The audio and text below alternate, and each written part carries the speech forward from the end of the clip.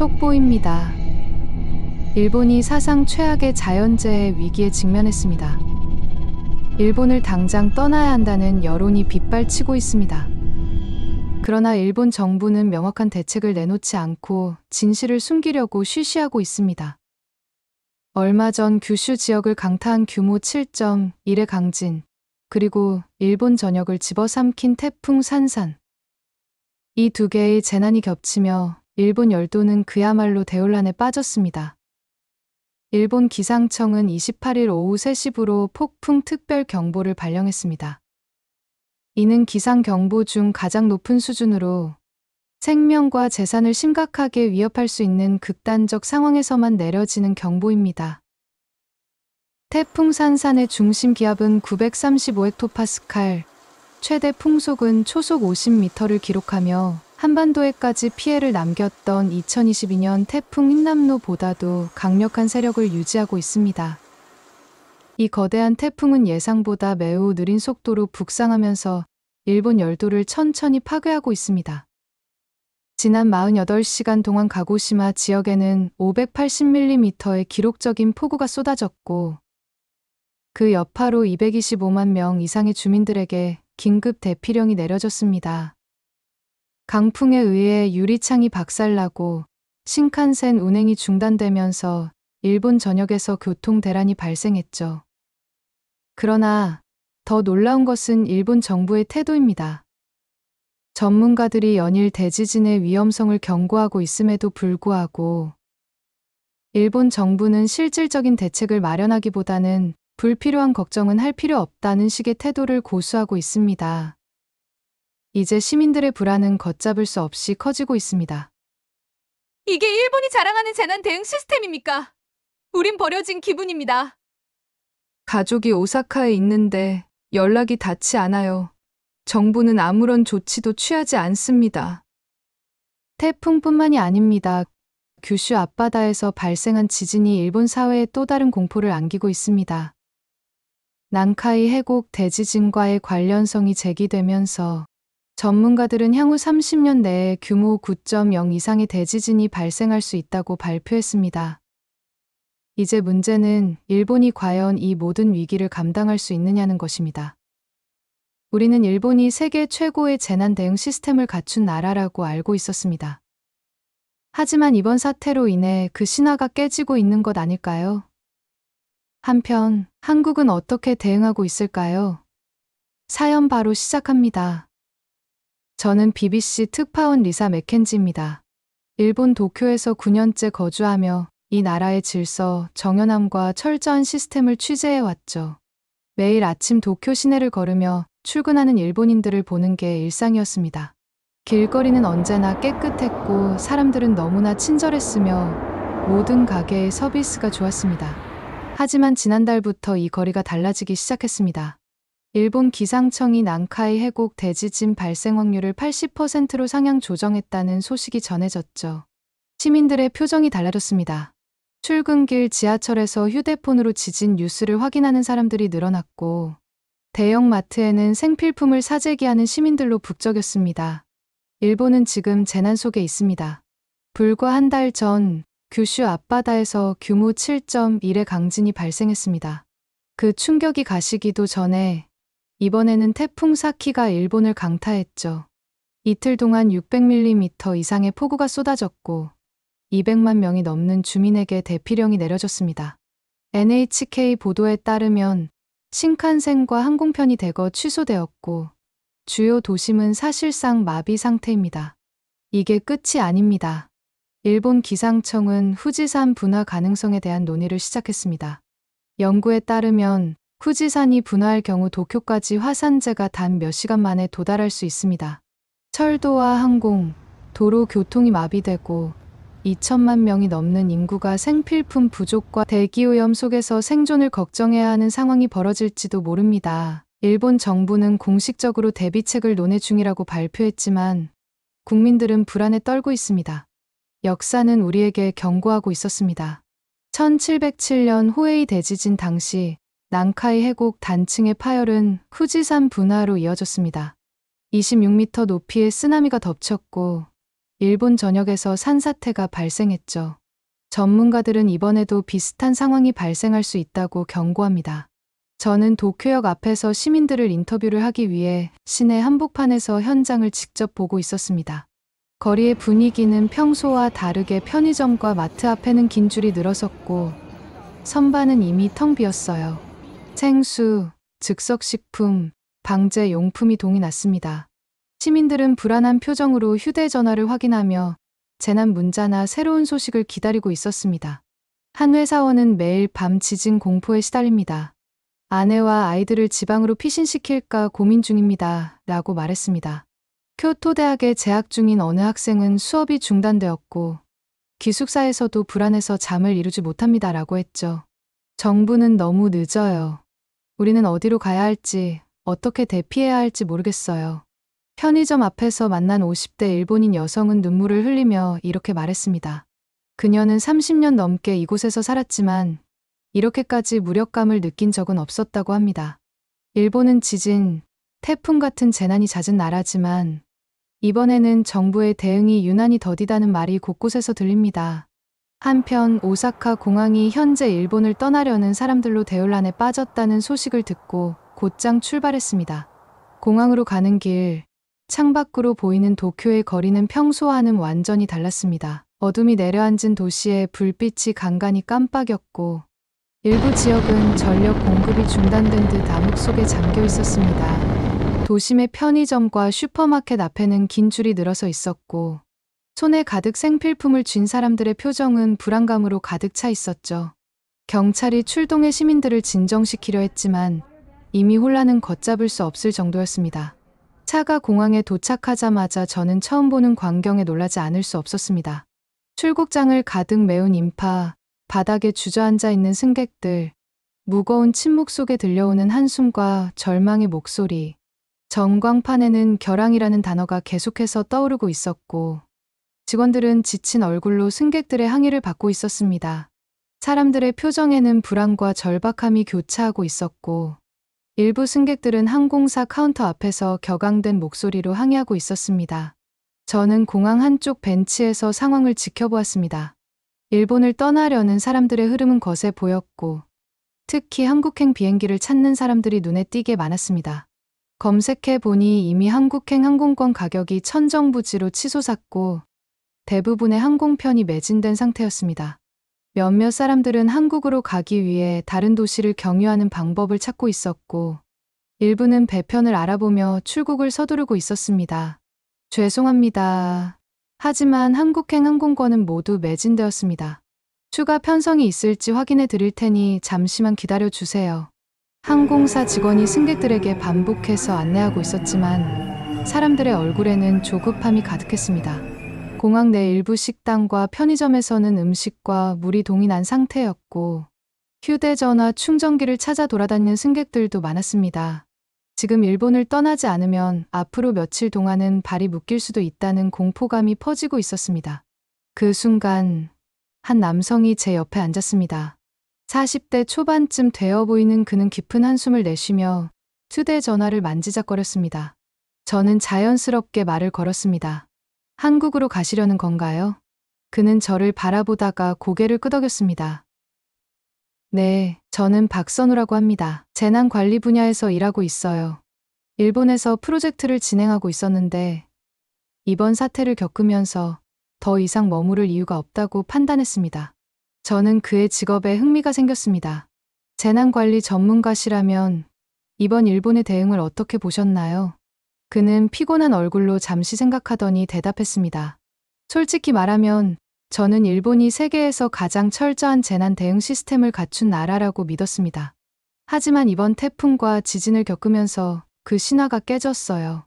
그의 말에 저는 고개를 끄덕이며 자세한 이야기를 들을 준비를 했습니다. 어떤 점에서 그렇게 생각하시죠? 박선우는 한숨을 내쉬며 커피를 한 모금 마셨습니다. 일본의 가장 큰 문제는 정보 전달 속도입니다. 한국에서는 재난이 발생하면 즉각적으로 재난 문자와 정부의 공식 발표가 나오죠. 하지만 일본에서는 의사 결정이 느리고 정부의 발표가 늦어져서 시민들이 혼란에 빠집니다. 이번 태풍도 마찬가지였어요. 태풍의 위력이 강할 것이라는 예측이 있었지만 정부는 늦게야 대피령을 발표했고 그 사이 피해는 걷잡을 수 없이 커졌습니다. 그의 말에 저는 일본 정부의 발표 시점을 떠올렸습니다. 맞다. 피해가 커지고 나서야 정부가 움직이기 시작했다. 그는 계속해서 설명했습니다. 한국과 일본의 차이는 단순히 시스템의 문제가 아니라 사회적 인식에서도 차이가 납니다. 한국에서는 재난이 발생하면 시민들이 신속하게 대응하고 정부의 지침을 따르는 경향이 강해요. 하지만 일본은 지나치게 정부를 신뢰하고 스스로 판단하기보다는 기다리는 경향이 있죠. 이번 태풍과 지진에서도 시민들이 정부의 지시만 기다리다 피해를 입은 경우가 많았어요. 저는 그의 설명을 들으며 일본과 한국의 차이에 대해 깊이 생각하게 되었습니다. 박선우의 이야기를 듣고 보니 제가 지금까지 일본을 너무 이상적으로만 바라봤던 것은 아닐까 하는 의문이 들었습니다. 그럼 한국은 어떻게 이런 대응을 가능하게 했을까요? 저는 조심스럽게 물었습니다. 그는 미소를 지으며 대답했습니다. 한국은 1995년 삼풍백화점 붕괴, 2003년 대구, 지하철 화재 같은 대형 재난을 겪으면서 철저하게 재난 대응 시스템을 발전시켜 왔어요. 국가가 체계적으로 대응하도록 시스템을 만들었고 시민들도 적극적으로 참여하도록 유도했습니다. 그리고 중요한 건 정보의 빠른 공유죠. 재난이 발생하면 SNS와 정부 공식 채널을 통해 실시간으로 정보를 주고받으면서 빠르게 대피할 수 있어요. 그의 설명을 들으며 저는 결심했습니다. 한국으로 가서 직접 확인해야겠다고. 일본과는 어떤 차이가 있는지, 한국이 어떻게 재난을 대비하는지, 그리고 그 차이가 무엇을 의미하는지. 저는 이 질문의 답을 찾기 위해 한국행 비행기 티켓을 예매하기로 했습니다. 비행기가 이륙하는 순간 저는 깊은 숨을 들이마셨습니다. 창밖을 보니 도쿄의 불빛이 멀어지고 있더군요. 불과 며칠 전까지만 해도 이곳에서 모든 것이 정돈된 시스템 안에서 돌아간다고 믿었는데 이제는 그 신념이 완전히 무너진 상태였습니다. 저는 그 차이를 확인하기 위해 한국으로 향하고 있었습니다. 비행기 안에서도 긴장은 가시지 않았습니다. 옆자리에 앉은 한 일본인 남성은 계속해서 휴대전화로 뉴스를 확인하고 있었고 간간히 한숨을 내쉬더군요. 저는 조심스럽게 말을 걸었습니다. 혹시 일본에서 무슨 일이 있었습니까? 그는 저를 힐끗 보더니 깊은 한숨을 쉬며 대답했습니다. 일본 정부가 태풍 피해 지원을 충분히 하지 못하고 있습니다. 피해 지역 주민들은 대피소에서 음식과 물이 부족한 상황이고요. 가족이 오사카에 있는데 제대로 연락이 닿지 않아서 걱정입니다. 그의 말에서 불안과 좌절감이 묻어났습니다. 일본은 세계에서 가장 재난 대응 시스템이 발달한 나라 중 하나로 알려져 있지만 정작 위기가 닥쳤을 때 국민들은 불안해하고 있었습니다. 반면 저는 한국에서의 대응 방식이 어떻게 다른지 직접 확인할 계획이었죠. 비행기가 김포공항에 착륙하자마자 공항 내 분위기가 일본과는 사뭇 다르다는 것이 느껴졌습니다. 입국 심사를 마친 후 공항 로비에서 박선우를 다시 만났습니다. 그는 이미 저를 기다리고 있었죠. 무사히 오셨군요. 그는 가볍게 웃으며 저를 맞이했지만 눈빛은 진지했습니다. 우리는 공항을 나와 곧바로 한국의 재난 대응 시스템을 직접 보기 위해 이동했습니다. 첫 번째 목적지는 서울시 재난안전대책본부였습니다. 차를 타고 가는 길, 창밖으로 보이는 서울의 풍경은 안정적이었습니다. 도쿄에서 보았던 혼란스러운 모습과는 대조적으로 거리에는 아무런 이상이 없어 보였고 시민들은 일상을 유지하고 있었습니다. 하지만 그 이면에는 철저한 대비가 있었습니다. 한국에서는 재난이 발생하기 전에 대응 체계를 가동합니다. 박선우가 운전을 하며 설명을 이어갔습니다. 태풍이 오기 며칠 전부터 정부는 정확한 예보를 제공하고 지자체마다 대피소 운영을 준비하죠. 대형 마트와 편의점과도 협력해 비상 물자를 확보하고요. 그의 말에 저는 자연스럽게 일본의 상황과 비교하게 됐습니다. 일본에서는 재난이 발생한 후에야 대책을 논의하는 경우가 많았지만 한국은 사전 대비에 초점을 맞추고 있었습니다. 저는 더 많은 것을 알아보고 싶어졌습니다. 서울시 재난안전대책본부에 도착하자 대형 스크린에는 현재 전국의 기상 상황과 태풍, 경로가 실시간으로 표시되고 있었습니다. 박선우는 저를 안내하며 설명을 이어갔죠. 보시는 것처럼 여기에서는 전국의 상황을 모니터링하고 있습니다. 그리고 재난이 발생하면 바로 대응 지침을 내립니다. 예를 들어 특정 지역의 홍수 가능성이 높아지면 그 즉시 대피 권고가 내려지죠. 저는 스크린을 바라보며 깊은 인상을 받았습니다. 일본에서도 비슷한 시스템이 있겠지만 그 차이는 실행 속도에 있었습니다. 한국은 빠르게 정보를 공유하고 시민들도 적극적으로 대처하는 분위기가 형성되어 있었죠. 그 순간 직원 한 명이 다가와 박선우에게 보고했습니다. 태풍의 영향으로 부산과 제주 일부 지역에 강풍주의보가 발령되었습니다. 이미 대피 명령이 내려졌고 대피소에는 물자 공급이 완료되었습니다. 저는 박선우를 바라보며 물었습니다. 한국의 시민들은 이런 상황에서 어떻게 대응하죠? 그는 미소를 지으며 대답했습니다. 한국에서는 재난 문자 시스템이 매우 잘 갖춰져 있습니다. 몇 초 안에 전국의 휴대전화로 재난 경보가 전달되고요. 그리고 대피소 운영도 체계적으로 이루어져서 시민들이 정부의 지침을 따르는 것이 자연스러워졌습니다. 저는 휴대전화를 꺼내 뉴스를 확인했습니다. 확실히 한국에서는 태풍 대비에 대한 정보가 투명하게 공유되고 있었습니다. 일본에서는 사람들이 정부의 발표를 기다리며 불안해했지만 한국에서는 시민들이 정부의 신속한 안내를 받아 미리 대비할 수 있도록 돕고 있었죠. 이제 저는 실제 현장에서 한국의 대응을 보고 싶었습니다. 박선우는 저를 서울의 한 구청 재난대책본부로 안내했습니다. 이곳에서는 태풍의 진행 상황을 실시간으로 모니터링하며 주민 대피와 구호 물자 배분이 체계적으로 이루어지고 있었습니다. 여기서는 재난이 닥치기 전에 모든 걸 준비합니다. 위기 대응 시스템이 사전에 작동하는 것이죠. 박선우가 설명했습니다. 태풍이 오기 하루 전부터는 대피소를 운영하고 민간 기업과 협력해 생필품을 비축합니다. 재난안전대책본부의 대형 스크린에는 전국의 기상예보와 강풍폭우 경고 지역이 표시되어 있었습니다. 직원들은 긴장된 모습이었지만 혼란스럽지는 않았습니다. 각자의 역할을 정확히 수행하고 있었죠. 저는 한 직원에게 질문을 던졌습니다. 태풍이 도착하기 전 시민들에게 어떻게 정보를 제공하나요? 그는 즉각 대답했습니다. 먼저 기상청과 협업해 정확한 정보를 수집합니다. 그리고 대피령이 필요한 지역에 즉시 알림을 발송하죠. 재난 문자 시스템을 활용해 국민들에게 실시간으로 정보를 전달합니다. 그의 말이 끝나자마자 제 휴대전화에도 알림이 울렸습니다. 서울시 강풍주의보 발령. 강풍 피해를 방지하기 위해 외출을 자제해 주세요. 저는 순간 놀랐습니다.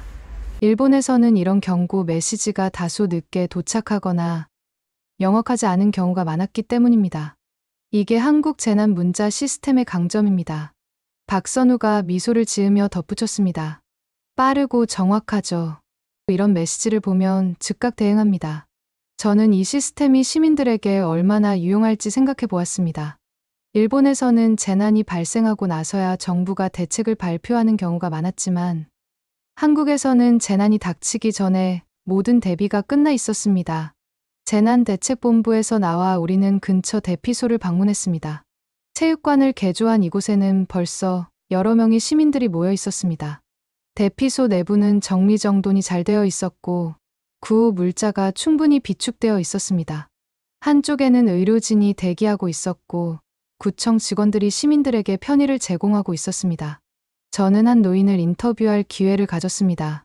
그는 태풍이 오기 전에 미리 대피하라는 안내를 받았고 당황하지 않고 이곳으로 왔다고 했습니다. 한국에서는 정부에서 안내하는 대로 따르면 안전하다고 믿습니다. 그래서 불안하지 않아요. 그의 말은 일본에서 느꼈던 혼란과는 대조적이었습니다. 현장을 돌아보면서 저는 한국과 일본의 재난 대응 방식의 차이를 더욱 분명하게 깨닫게 되었습니다. 한국은 신속하고 체계적이었고 시민들은 정부를 신뢰하며 적극적으로 협력하고 있었습니다.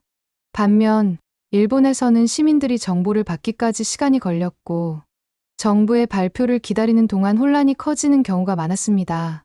취재를 마치고 다시 차량에 올랐습니다. 저는 창밖을 바라보며 생각에 잠겼습니다. 같은 자연재해를 마주하더라도 준비된 나라와 그렇지 않은 나라의 차이는 이렇게 극명할 수 있구나 하는 깨달음이 들었습니다. 다음 날 아침, 저는 박선우와 함께 한국의 긴급재난대응센터를 방문했습니다. 이곳은 자연재해뿐만 아니라 각종 재난 상황을 실시간으로 감지하고 대응하는 역할을 하는 곳이었죠. 대형 스크린에는 전국 곳곳에 CCTV 영상이 띄워져 있었습니다. 이곳이 한국 재난 대응의 핵심 중 하나입니다. 태풍이 발생하면 바로 여기에 정보가 들어오고 각 지자체에 즉각적인 지시가 내려집니다. 저는 운영 담당자와 인터뷰를 진행했습니다. 그는 태풍뿐만 아니라 화재, 지진, 홍수 등 다양한 재난 상황에서 어떻게 대응하는지 자세하게 설명했습니다. 재난은 언제든 발생할 수 있습니다. 가장 중요한 것은 신속성과 정확성입니다. 한국은 그 점에서 상당히 발전해 있습니다. 담당자의 확신이 참말에는 한국 시스템에 대한 자부심이 가득했습니다. 오늘은 한국의 미디어가 재난을 어떻게 보도하는지를 알아볼 계획이었죠. 그는 저를 한 방송국 보도국으로 안내했습니다. 한국에서는 재난이 발생하면 뉴스 보도 방식도 신속하게 변화합니다. 정부 발표를 기다리지 않고도 실시간으로 상황을 전달하죠. 현장 영상, 전문가 분석, 시민 제보를 종합해서 정보를 제공합니다. 방송국 내부는 분주했습니다. 대형 스크린에는 현재 기상 상태와 태풍의 이동 경로가 표시돼 있었고, 기자들은 취재 자료를 정리하며 발 빠르게 움직였습니다. 우리는 뉴스 데스크를 담당하는 프로듀서를 만나 인터뷰를 진행했죠. 일본에서도 신속한 보도를 하지만 한국과 차이점이 있을까요? 제가 질문하자 프로듀서는 잠시 생각한 뒤 대답했습니다. 큰 차이는 보도 방식에 있습니다. 한국에서는 재난이 발생하면 모든 언론이 동시에 움직입니다. 중앙정부의 공식 발표를 기다리는 것이 아니라 지방정부나 관련 기관과 직접 소통의 데이터를 확보하죠. 또 시민들이 직접 제공하는 정보도 중요한 역할을 합니다. 그의 말이 끝나기도 전에 한 기자가 다급하게 달려왔습니다. 부산 쪽에서 태풍 피해가 발생했습니다. 영상이 들어왔어요. 즉시 뉴스룸에서 긴급 속보를 준비하기 시작했습니다. 불과 몇 분 만에 화면에는 피해 지역 영상이 띄워졌고 기상 전문가와의 전화 연결이 이루어졌죠. 저는 이 과정이 무척 빠르고 체계적이라는 사실에 놀랐습니다. 일본에서는 정부가 공식적인 정보를 발표하기 전까지 방송국이 신중하게 접근하는 경우가 많았지만 한국에서는 현장 정보를 바탕으로 즉각적인 보도가 이루어지고 있었습니다. 방송국에서 나와 박선우와 함께 커피를 마시며 정리를 했습니다. 이런 방식이 일본에서도 가능할까요? 제가 묻자 그는 잠시 고민하더니 답했습니다. 가능은 하지만 쉽지는 않겠죠. 일본은 정보의 정확성을 중요하게 여기기 때문에 신속한 보도보다는 신중한 접근을 선호합니다. 하지만 그 사이 시민들은 불안 속에서 기다릴 수밖에 없고요. 그의 말이 맞았습니다. 한국은 신속성과 대응 속도를 우선시하지만 일본은 정확성과 신중함을 최우선으로 삼죠. 문제는 그 신중함이 때때로 늦장 대응으로 이어진다는 점이었습니다. 책상 위에 놓인 비행기 티켓을 바라보며 생각했습니다. 이제 일본으로 돌아가야 할 시간입니다. 하지만 이번엔 단순한 보도를 넘어서 어떻게 하면 실질적인 변화를 이끌어낼 수 있을지 고민해야겠죠. 도쿄행 비행기 티켓을 예약하는 순간 복잡한 감정이 몰려왔습니다. 한국에서 본 것들을 정리할 시간도 부족했지만 더 큰 고민이 떠올랐죠. 과연 일본이 이런 변화를 받아들일 준비가 되어 있을까? 출국 당일 박선우가 공항까지 배웅을 나왔습니다. 출입국 수속을 마치고 커피를 한 잔 나누며 그에게 물었습니다. 박선우 씨는 일본이 한국처럼 변할 수 있다고 보십니까? 그는 잠시 생각하더니 조용히 입을 열었습니다. 솔직히 쉽지 않겠죠. 하지만 불가능하진 않습니다. 문제는 의지입니다.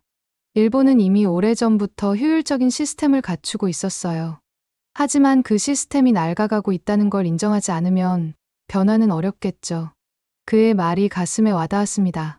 비행기가 도쿄 하네다 공항에 착륙했습니다. 입국 심사를 마치고 공항을 나서는 순간 공기의 무게가 달라진 듯한 기분이 들었죠. 기자실로 돌아오자 이미 일본의 최신 재난 소식이 여러 개 들어와 있었습니다. 태풍 피해 복구가 예상보다 지연되고 있었고 일부 지역에서는 대피소 운영 문제로 주민들의 불만이 커지고 있었습니다. 정부는 공식 발표를 통해 피해 지원을 약속했지만 실제 조치는 여전히 더뎠습니다. 취재를 위해 일본의 재난 대응 전문가인 사토 켄지를 만나기로 했습니다. 그는 일본 내에서도 재난 관리의 문제점을 지적하는 인물이었죠. 사무실에서 그를 만나자 그는 피곤한 얼굴로 저를 맞았습니다. 한국에서 재난 대응 시스템을 직접 보고 오셨다고 들었습니다. 일본과 가장 큰 차이가 뭐라고 생각하나요? 저는 잠시 고민하다가 대답했습니다. 속도와 정보 공유입니다. 일본은 신중한 결정을 중시하는 반면 한국은 신속한 대응을 최우선으로 합니다. 그는 고개를 끄덕였습니다. 맞아요.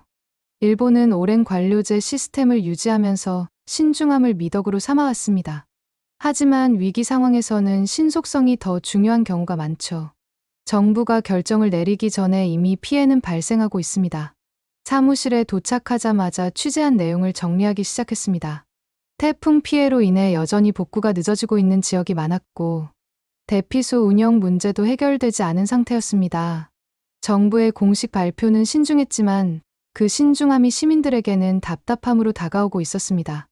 일본 기상청의 발표에 따르면 지난 8월 일본 규슈 지역에서 발생한 규모 1의 강진 이후 일본 전역에서 지진 활동이 증가하고 있었습니다.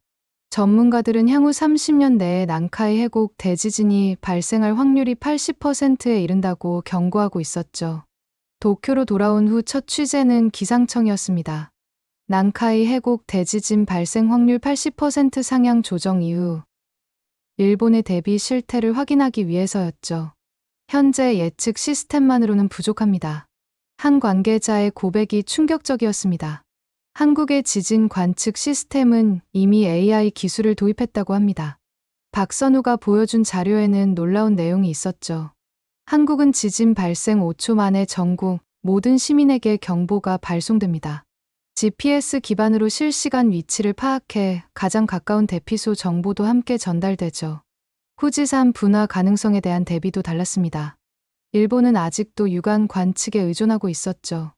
반면 한국은 위성 관측과 AI 예측 시스템을 결합했다고 합니다. 화산 분화 징후가 포착되면 즉시 주변 지역 주민들에게 대피 명령이 내려집니다. 대피 경로도 실시간 교통 상황을 반영해 안내되죠. 도쿄도청에서 열린 재난대책회의에 참석했습니다. 한 전문가는 한국의 통합재난 관리 시스템을 설명했습니다. 한국의 시스템은 재난 발생부터 복구까지 원스톱으로 관리됩니다. 피해 상황은 드론으로 파악하고 복구 계획은 AI가 수립하죠. 특히 인상적인 것은 한국의 재난 문자 시스템이었습니다. 외국인도 모국어로 재난 정보를 받을 수 있습니다. 관광객까지 포함해서요. 일본의 현재 시스템은 일본어만 지원하고 그마저도 발송이 지연되는 경우가 많았죠. 도쿄 소방청에서는 한국의 긴급구조 시스템을 연구하고 있었습니다. 한국은 119에 전화가 오면 AI가 즉시 발신자 위치를 특정합니다. 주변 CCTV 영상도 실시간으로 확인할 수 있죠. 구조 차량은 교통 상황을 반영한 최적 경로로 출동합니다. 시민들의 목소리도 달라졌습니다. 우리도 한국처럼 재난 앱을 도입해야 합니다. 대피소 위치, 비상 물자 보급 현황, 의료기관 정보를 실시간으로 확인할 수 있다면 얼마나 좋을까요? 일본 정부도 변화의 필요성을 인정했습니다. 한국의 스마트시티 기술을 도입하면 재난 대응력이 크게 향상될 것입니다. 건물마다 설치된 IoT 센서가 지진과 화재를 감지하고 드론이 자동으로 현장을 촬영하죠. 마지막 취재를 마치며 깨달았습니다. 진정한 강한 나라는 첨단 기술을 국민 안전에 활용하는 나라라는 것을요. 한국은 이미 AI, 블록체인, 아웃 기술로 재난 대응 시스템을 혁신했습니다. 이제 일본도 선택해야 할 때입니다. 후지산의 움직임이 심상치 않다는 소식이 들려옵니다. 난카이 해곡의 위험은 더욱 커지고 있죠. 하지만 아직 늦지 않았습니다. 일본이 한국의 시스템을 도입한다면 더 많은 생명을 지킬 수 있을 것입니다. 이제 그 선택만이 남았습니다. 오늘 저는 일본과 한국의 재난 대응 시스템을 비교하며 많은 걸 느꼈습니다.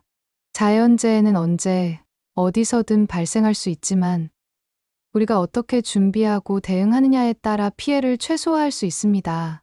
여러분의 생각은 어떠신가요? 댓글로 의견을 남겨주세요. 그리고 앞으로도 중요한 이슈를 깊이 있게 다룰 수 있도록 구독과 좋아요, 알림 설정 잊지 마세요. 감사합니다.